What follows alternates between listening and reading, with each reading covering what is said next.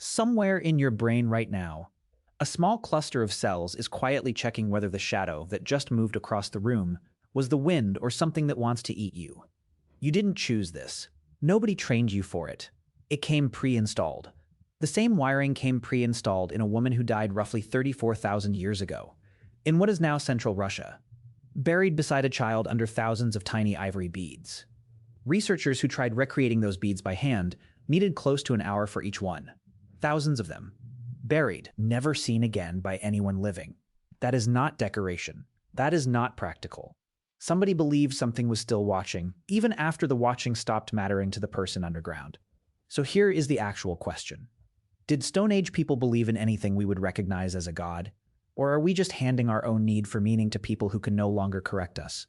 The honest answer goes back much further than one grave in Russia. It goes back to a cave in southern Germany, a broken mammoth tusk, and a creature that has no business existing. Half lion, half human. Carved roughly 40,000 years ago by someone living in a region where actual lions had likely already vanished. Most people picture cavemen with two things on their mind: food and staying alive. Grunting, hitting things with rocks, dying young. Religion in this picture shows up much later.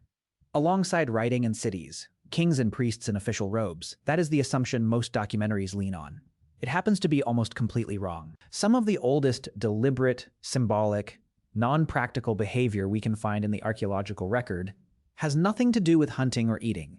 It is about the dead, about animals that could not possibly exist, about structures built by people who, according to the old textbook version of history, were not supposed to be capable of large-scale cooperation for another 6,000 years. We are not talking about organized religion here. No churches, no scripture, nothing you could call a denomination. But belief does not require a building. It requires a mind capable of imagining something beyond what the eyes can see, and then acting on that imagination, even when it costs real time and real effort that could have gone towards staying alive one more day. That capacity shows up far earlier than most people assume. The question is how much earlier and what it looked like. Let's start with something basic. Think about the last time you kept an object with zero practical use. A concert ticket stub. A relative's watch that doesn't even tell the right time anymore. You know, rationally, that keeping it changes nothing. It does not bring anyone back, and yet you keep it, because some part of you insists the object still means something. That instinct, the ability to load a physical thing with meaning it does not logically possess, is exactly what archaeologists look for when they try to answer whether early humans had anything like religious belief. You cannot dig up a belief. Nobody left behind a diary explaining what they thought happened after death. What you can dig up is behavior that only makes sense if belief was already there. The method itself is simple. Once you strip away the jargon, archaeologists cannot interview a skeleton.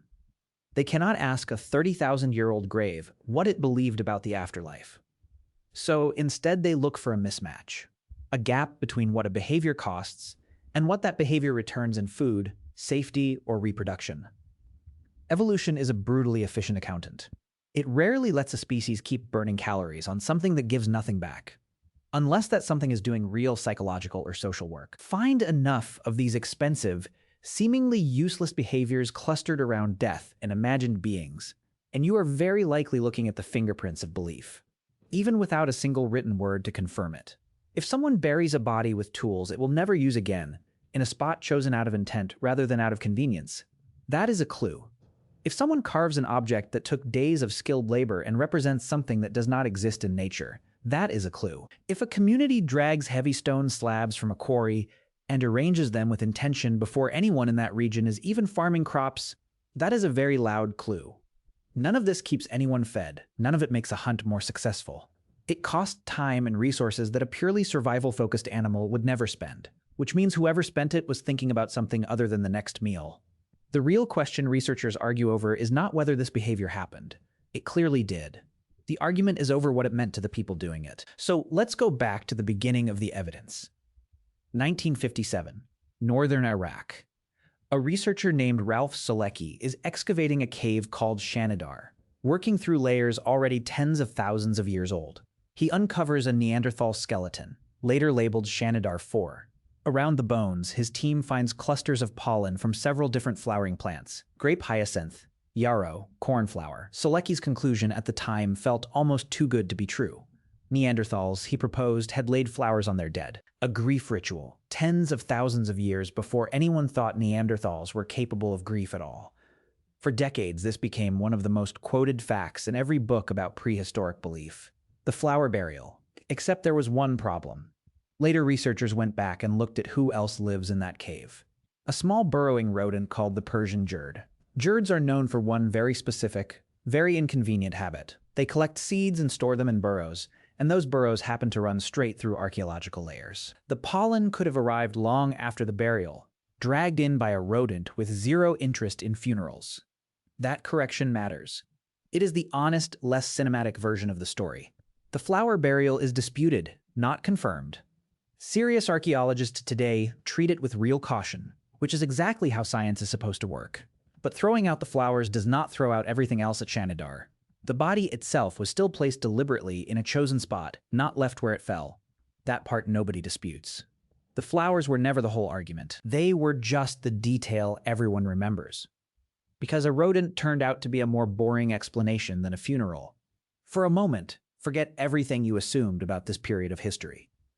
Now travel west and forward in time to the grave in Russia we opened with. The site is called Sungir. Two children, roughly age 9 and 13, buried head-to-head, surrounded by an almost absurd quantity of ivory beadwork. Spears made from mammoth tusk, straightened using techniques modern craftspeople still find difficult to replicate. Archaeologist Randall White, trying to figure out how long this would actually take, had modern flint workers attempt to carve the beads by hand. The estimate that came back was close to an hour per bead. For beads numbering in the thousands across the burial, do the math for a second. That is not an afternoon project. That is potentially years of collective labor, invested in two children who were already dead before a single bead was finished. Roughly 34,000 years ago, a community chose to spend that time on people who could no longer hunt or eat or contribute anything, not because it was useful, because it apparently mattered. This is where certainty disappears. We do not know exactly why. Maybe it signals that these children held high status in life, and the beads were about the living community's identity as much as the dead.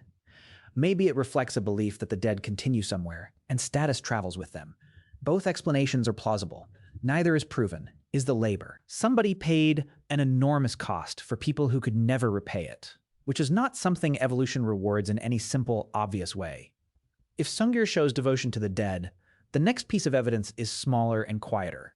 Honestly, a little unsettling once you notice it. At a site called Krapina in modern Croatia, researchers found Neanderthal eagle talons dated to roughly 130,000 years ago. The talons bear cut marks and polish consistent with being strung together as jewelry. Eagles are hard to catch.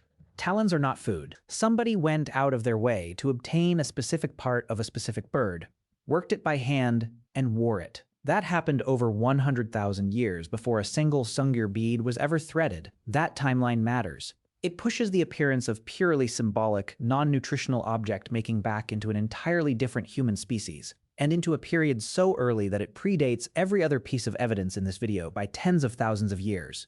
We still don't know if wearing an eagle talon meant anything spiritual to a Neanderthal. Maybe it signaled hunting skill. Maybe it signaled group membership. At minimum, the impulse to wear something purely for what it represents is not a modern human invention. It may not even be a human invention at all. Notice what is happening here. Every time we push further back in time, the evidence does not thin out. It gets stranger.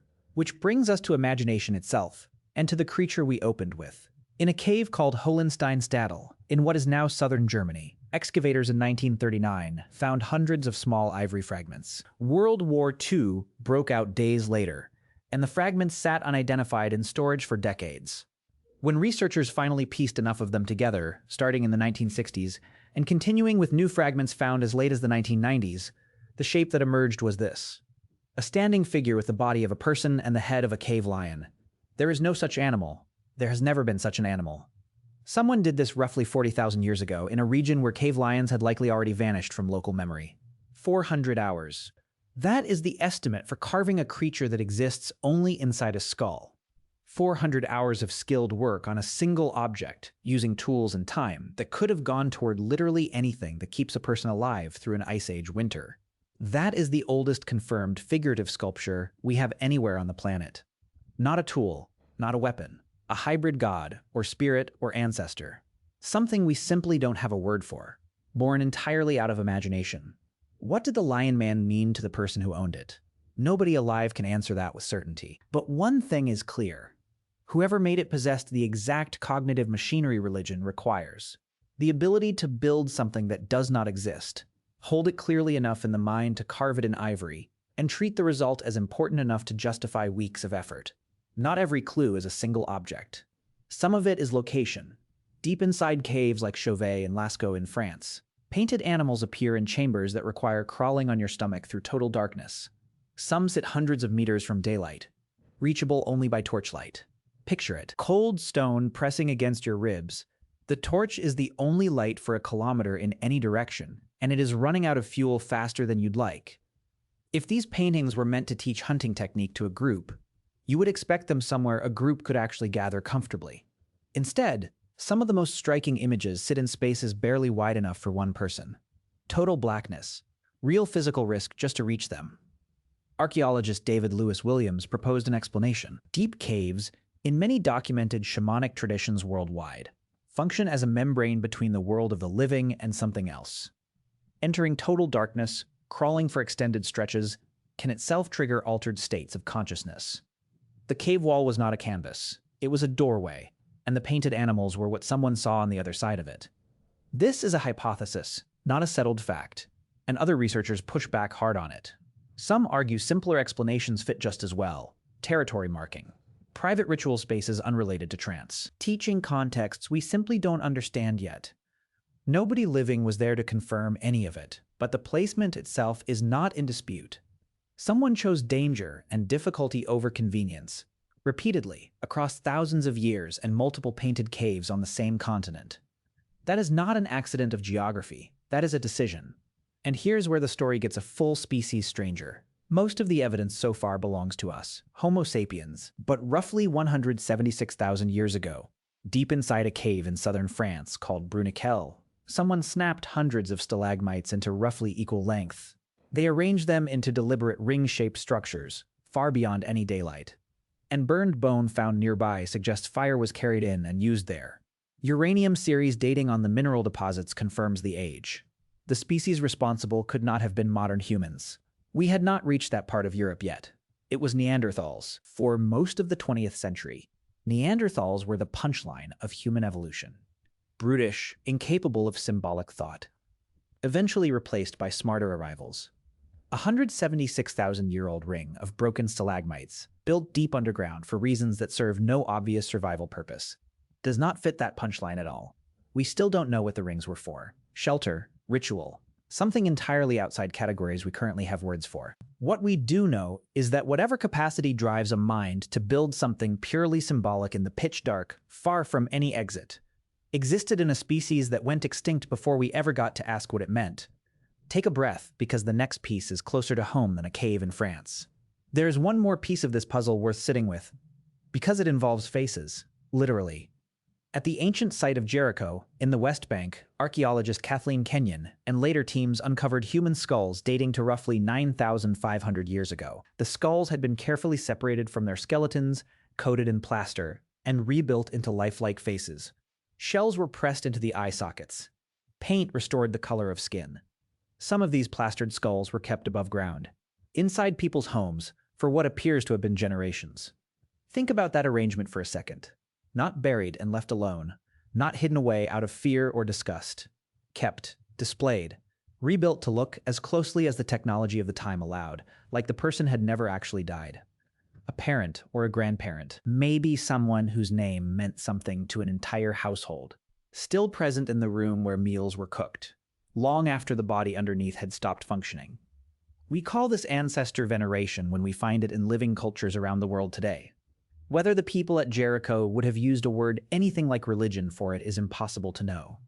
What is not impossible to know is the underlying logic.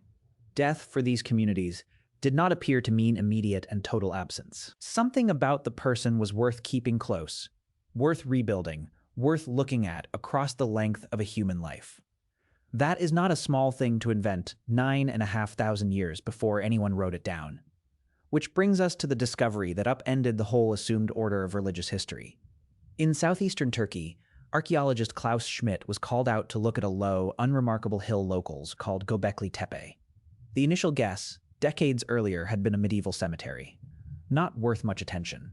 Schmidt kept digging anyway. What came up instead were T-shaped limestone pillars. Some stood over 5 meters tall, some weighed more than 10 tons, and all were arranged in deliberate circles. Carved into the stone were foxes and snakes. Scorpions and vultures too. Radiocarbon dating placed the earliest phases at roughly 11,600 years old. That is significantly older than Stonehenge. Older than the pyramids by thousands of years. And according to Schmidt's original dating, older than firm evidence of large-scale farming in that same region. Sit with that for a second, because it inverts everything the old textbook assumed. The standard story went, farming came first. Farming came first. Farming created surplus food. Surplus food allowed some people to stop hunting and start organizing religion and monumental architecture instead. Gobekli Tepe, on Schmidt's reading, suggests the order may have run the other way. People without agriculture, without permanent cities, hauling 10-ton stones for reasons that had nothing to do with feeding anyone, possibly doing it before they had any farming at all. Not every archaeologist accepts that exact sequence. Researchers like Ted Banning have argued the site could have functioned more like a large shared residential and feasting complex, not a temple in the way we'd picture one, and that the line between religious and communal use may be blurrier than a single word like temple implies. That disagreement is active and ongoing, and it should be. Both sides agree on this much. Before there is solid evidence of farming in that region, there is already solid evidence of coordinated labor on a real scale. Labor that requires organizing, feeding, and directing large groups of people around something that produces no food and grows no crops. So where does this leave us? Belief, in some form, considerably predates agriculture. It predates cities and writing too. 5% of the picture still refuses to cooperate, though. We don't actually know if any of this counted as religion, the way you or I would define the word. We don't know if it involved anything resembling a god, or ancestor spirits, or animal spirits, or something with no modern equivalent at all. That 5% is where the real question still lives. This is what all of it means for you, right now, today. That instinct to keep the ticket stub, the watch that stopped telling time, the seat at a funeral you attend, even though you know it changes nothing for the person in the casket. You are running the exact same cognitive software as the people who spent an hour per bead on 2 dead children, or 400 hours carving a creature that never existed. You just call it sentiment instead of religion. The line between the two is a lot blurrier than most of us assume. And it was already blurry 40,000 years ago. The next time you walk past a cemetery, or light a candle for someone who cannot see it, you are repeating one of the oldest behaviors our species ever practiced, one that at least one other extinct species practiced too. Not because anyone taught you the specific ritual, because the underlying instinct came pre-installed. The same way it came pre-installed in whoever wore an eagle talon 130,000 years ago, or carved a lion out of a mammoth tusk in the freezing dark, tens of thousands of years before either of you existed. We answered when this behavior starts showing up in the archaeological record. And it is much earlier than most documentaries admit. The why is still genuinely open. Maybe we have been asking the wrong question all along. Maybe religion did not appear the moment someone invented a god. Maybe it appeared the moment someone refused to believe the person they loved was truly, entirely gone. Somewhere under a hill in Germany, a lion-headed figure carved by someone with no name we will ever know is still waiting on that question too. If any of this changed how you picture the people we casually call cavemen, that's worth a subscribe on its own. We're digging through a new piece of prehistory like this every week, and the honest version is almost always stranger than the movie version. They spent 400 hours carving something that never existed. You can spend 4 seconds tapping a button,